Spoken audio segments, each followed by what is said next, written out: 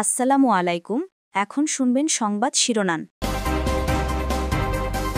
হাসপাতালের কেবিনে খালেদা জিয়ার চিকিৎসা চলছে নিবিড় তত্ত্বাবধানে। করা হবে আরও কিছু পরীক্ষা নিরীক্ষা, দোয়া চেয়েছেন দেশবাসীর কাছে। একই দিনে সংসদ ও গণভোটের প্রস্তুতি। তফসিলের পর ইসির বাজেট সংশোধন করবে অর্থ মন্ত্রণালয়। এ পর্যন্ত ২১,০০০-এর বেশি প্রবাসী ভোটারের নিবন্ধন। ভূমিকম্পের পর চিহ্নিত ৩০০ ভবনের বিষয়ে ব্যবস্থা নিচ্ছে রাজুক। ঝুঁকি ও করণীয় নিয়ে বিশেষজ্ঞদের সাথে সলা পরামর্শ প্রধান উপদেষ্টা। ক্ষমতায় গেলে গণমাধ্যম সংস্কারে গুরুত্ব দেবে বিএনপি। অপতথ্য মুক্ত সাংবাদিকতা চায় এনসিপি। জনস্বার্থ ও পেশাদারিত্ব বজায় রাখতে দলগুলোর সদিচ্ছার প্রত্যাশা। ১.৫ ঘণ্টা ধরে আগুনে পুড়ল চট্টগ্রামের কদমতলীর কম্বলের গোডাউন। নেভালেও কারণ জানাতে পারেনি ফায়ার সার্ভিস। ঢাকা চট্টগ্রামে পারিবারিক আদালত চালু। অনলাইনেই মামলা করতে পারবেন ভুক্তভোগীরা। জমি সংক্রান্ত জটিলতা কমাতে ভূমি অ্যাপের উদ্বোধন। আইসিইউ রোগীর ৪১ ভাগের শরীরে কাজ করছে না অ্যান্টিবায়োটিক। আইডিসিআর এর রিপোর্ট, ভয়াবহ স্বাস্থ্য বিপর্যয়ের শঙ্কা। আসসালামু আলাইকুম। এতক্ষণ দেখছিলেন সংবাদ শিরোনাম, এখন দেখবেন বিস্তারিত। কেবিনে মেডিকেল বোর্ডের নিবিড় তত্ত্বাবধানে বিএনপি চেয়ারপারসন বেগম খালেদা জিয়ার চিকিৎসা চলছে, জানিয়েছেন তার ব্যক্তিগত চিকিৎসক ও দলটির স্থায়ী কমিটির সদস্য অধ্যাপক ডাক্তার এজেডএম জাহিদ হোসেন। এর আগে নিজের সুস্থতা কামনায় দেশবাসীর কাছে দোয়া চেয়েছেন খালেদা জিয়া। নিবিড় পর্যবেক্ষণে থাকা খালেদা জিয়ার শারীরিক অবস্থা অপরিবর্তিত বলে জানান তার চিকিৎসক। বলেন, বিএনপি চেয়ারপারসন ও সাবেক প্রধানমন্ত্রী খালেদা জিয়ার হার্ট ও ফুসফুসে ইনফেকশন হয়েছে। হাসপাতালে চিকিৎসকদের পর্যবেক্ষণে তার চিকিৎসা চলছে। গতকাল তার বেশ কিছু টেস্ট করানো হয়। রোববার রাত ৮টায় এভার কেয়ার হাসপাতালে ভর্তি করা হয় খালেদা জিয়াকে। তিনি বিশেষজ্ঞ চিকিৎসক অধ্যাপক শাহাবুদ্দিন তালুকদারের তত্ত্বাবধানে আছেন। বিএনপি চেয়ারপারসনের জন্য মেডিকেল বোর্ড গঠন করা হয়েছে। বোর্ড সদস্যরা জানিয়েছেন, গত কয়েক মাস ধরেই নানা ধরনের শারীরিক জটিলতা দেখা যাচ্ছে বিএনপি চেয়ারপারসনের। চ্যালেঞ্জ হলেও একই দিনে জাতীয় নির্বাচন আর গণভোট করা সাশ্রয়ী হবে বলে মনে করেন অর্থ উপদেষ্টা ডক্টর সালেউদ্দিন আহমেদ। বলেছেন, তফসিল ঘোষণার পর ইসিকে চাহিদার ভিত্তিতে বরাদ্দ দেওয়া হবে। সচিবালয়ে সরকারি ক্রয় সংক্রান্ত উপদেষ্টা পরিষদ কমিটির সভা শেষে এসব কথা জানান তিনি। দেশে প্রথমবারের মতো একসাথে হতে যাচ্ছে জাতীয় নির্বাচন ও গণভোট। অনেকে এটিকে চ্যালেঞ্জ মনে করলেও সরকারের ভাবনা দুটি একসাথে হওয়াই যৌক্তিক। সোমবার সকালে সচিবালয়ে সরকারি ক্রয় সংক্রান্ত কমিটির বৈঠক শেষে ভোট নিয়ে কথা বলেন অর্থ উপদেষ্টা ডক্টর সালেহুদ্দিন আহমেদ। জানান, তফসিল ঘোষণার পর ইসিকে চাহিদার ভিত্তিতে বরাদ্দ দেওয়া হবে। এত এন্টায়ার জিনিস রিটার্নিং অফিসার মোবিলাইজ করা, আপনি জানেন, এটা খুব সোজা কাজ না।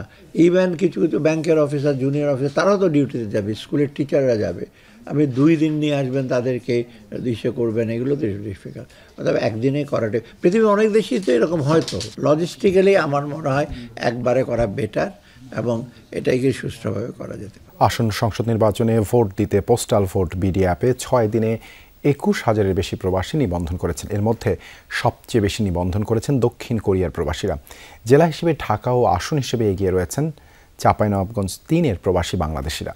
দুপুরে আগারগাঁও নির্বাচন ভবনে প্রবাসী সহ 4 শ্রেণীর ভোটারদের পোস্টাল ব্যালট ব্যবস্থাপনা নিয়ে ডাক বিভাগের সঙ্গে বৈঠক শেষে পোস্টাল ভোট বিডি অ্যাপের সবশেষ তথ্য তুলে ধরা হয়। এ সময় প্রধান নির্বাচন কমিশনার সহ অন্য কমিশনাররাও উপস্থিত ছিলেন।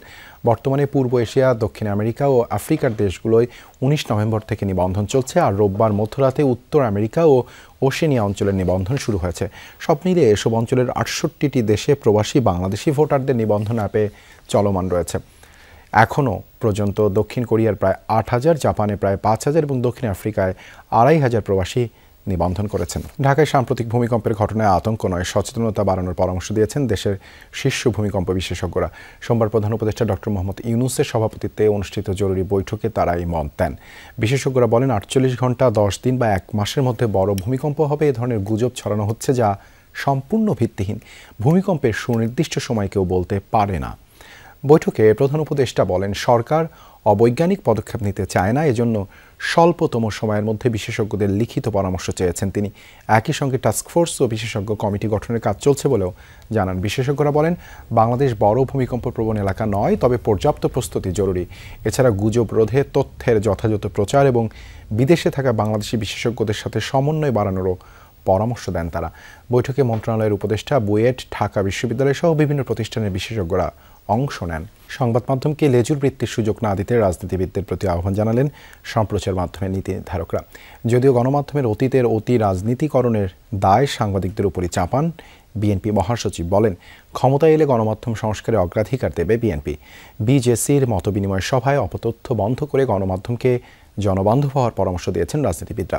বিজেসির পক্ষ থেকে জাতীয় সম্প্রচার কমিশন সহ 7 দফা সুপারিশ উত্থাপন করা হয়। গণমাধ্যম সংস্কার কমিশনের প্রতিবেদনের উপর সম্প্রচার সাংবাদিকদের সংগঠন বিজেসির ধারাবাহিক মতবিনিময়ের শেষ পর্বে ছিলেন রাজনীতিবিদ ও সম্প্রচার মাধ্যমের নীতি নির্ধারকরা। মতবিনিময়ের শুরুতেই গণমাধ্যম সংস্কার কমিশনের প্রতিবেদন নিয়ে 7 দফা সুপারিশ তুলে ধরে বিজেসি। সম্প্রচার সংবাদ মাধ্যমকে স্বাধীন সম্পাদকীয় প্রতিষ্ঠান হিসেবে পরিচালিত হতে দেওয়ার রাজনৈতিক অঙ্গীকার করতে হবে। মৌলিক এসব দাবি বাস্তবায়নে আগামীর নীতি নির্ধারকদের সহায়তা চান বিজেসি নেতারা। গণমাধ্যমেরও জবাব দিতে থাকবে জনগণের কাছে, সরকারও এটি অহেতুক বাধাগ্রস্ত করবে না। যদিও দাবির সাথে খুব বেশি দ্বিমত ছিল না রাজনীতিবিদদেরও, তবে তারা সম্প্রচার মাধ্যমকে আরো বেশি জনস্বার্থ সংশ্লিষ্ট হওয়ার তাগিদ দেন। রাজনৈতিক দলগুলো তো আপনার কাউকে পকেটের মধ্যে নিতে চায় না, কিন্তু আপনারা যদি পকেটে ঢুকে যান তখন কিন্তু দ্যাট বিকামস এ প্রবলেম। আমরা দেখেছি গত 15 বছর নিজেরাই উদ্যোগী হয়ে আপনারা ফ্যাসিজমকে সমর্থন করেছেন। এটা আমাদের দেখা, এই দেশের মানুষের দেখা। তো সেই জায়গাগুলোতে আপনাদেরও কমিটমেন্টের প্রয়োজন আছে যে আপনারা ওই জায়গাগুলো থেকে নিজেরা বাইরে থাকবেন। যে আমরা যদি সরকার পরিচালনার দায়িত্ব জনগণের মাধ্যমে পাই, তাহলে আমরা নিঃসন্দেহে এটাকে অগ্রাধিকার ভিত্তিতে আমরা দেখব বলে আমরা বিশ্বাস করি। চট্টগ্রামে ভয়াবহ আগুনে পুড়ে ছাই হয়েছে বহুতল ভবনের 4 তলায় অবস্থিত কম্বলের গুদাম। নগরীর কদমতলীতে ভয়াবহ এই অগ্নিকাণ্ডে পুরো এলাকায় আতঙ্ক ছড়িয়ে পড়ে। আগুন নিয়ন্ত্রণে যোগ দেয় ফায়ার সার্ভিসের 8টি ইউনিট, তবে হতাহত হয়নি কেউ। অগ্নিকাণ্ডের কারণ ও ক্ষয়ক্ষতির পরিমাণ তাৎক্ষণিকভাবে জানা যায়নি। বেলা 1:30টার দিকে চট্টগ্রামের কদমতলী পোড়া মসজিদ এলাকায় চেয়ারম্যান মার্কেটের 4র্থ তলায় আগুন লাগে, যেটি আল হোসেন এন্টারপ্রাইজ নামের একটি প্রতিষ্ঠানের কম্বলের গোদাম। শুরুতে তীব্রতা কম থাকলেও ধীরে ধীরে আগুন বাড়তে থাকে। স্থানীয়রা নেভাতে চেষ্টা করে ব্যর্থ হয়ে ফায়ার সার্ভিসে খবর দেয়। জামাত স্টার্ট হয়েছে, তারপর আগুন ধরে গেছে। মসজিদের তো বাইরে দেখতেছি, দেখি এই আগুনের অবস্থা। আমরা নিচে ছিলাম, মাল নামাচ্ছিলাম, তখন উপর থেকে দেখতে বেশি বেশি করে ধোঁয়া বের হচ্ছে, চিল্লাচিল্লি হয়ে গেছে। গোডাউনে ঢুকার কোনো চান্স পাই না, তারপর ধোঁয়ার জন্য এখানে যাওয়া যাচ্ছে না। আমরা বাইরে থেকে অনেক চেষ্টা করছি ঢুকার, কিন্তু ঢুকতে পারতেছি না। তারপরে ফায়ার সার্ভিস আসছে, উপর উঠছে আমাদের ছাদের থেকে, এখানে পানি মারছে। আমরা ধোঁয়ার কারণে আমরা নিজেরাই কোনো কি দিশকুল পাচ্ছি না। ঢাকা মহানগর আদালতে আনুষ্ঠানিকভাবে চালু হলো পারিবারিক আদালত। বিচার ব্যবস্থায় প্রথমবারের মতো চালু হয় এই সেবা পারিবারিক মামলার দীর্ঘসূত্রতা কমানোর পাশাপাশি বিচার প্রার্থীদের ভোগান্তি কমাতে গুরুত্বপূর্ণ ভূমিকা রাখবে বলেছেন আইন উপদেষ্টা। সকালে ঢাকা মহানগর দায়রা জজ আদালতের আনুষ্ঠানিকভাবে পারিবারিক আদালতের উদ্বোধন হয়। পাইলট প্রকল্প হিসেবে ঢাকার পাশাপাশি চট্টগ্রামের পারিবারিক আদালতে এই সেবা দেয়া হবে। আইন উপদেষ্টা বলেন, অতিরিক্ত সংস্কার করতে গিয়ে রাষ্ট্র কাঠামো যেন দুর্বল না হয়, সেদিকেও খেয়াল রাখতে হবে। শুধু মামলা দায়ের করা না, নথি ব্যবস্থাপনা আছে, শুনানি আছে, রায় আছে, সবকিছু অনলাইনে হয়ে যাবে।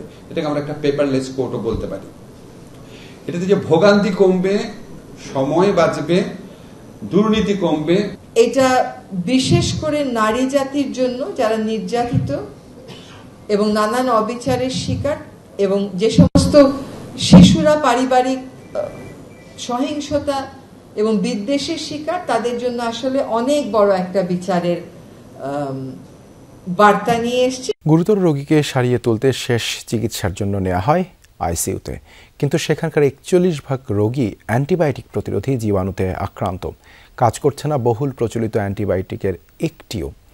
আইডিসিআর এর সার্ভিল্যান্সে উঠে এসেছে এই ভয়াবহ চিত্র। এতে দেখা যায় অন্য রোগীদের তুলনায় আইসিইউ এর রোগীরা অ্যান্টিবায়োটিকে বেশি মাত্রায় অনিরাময়যোগ্য।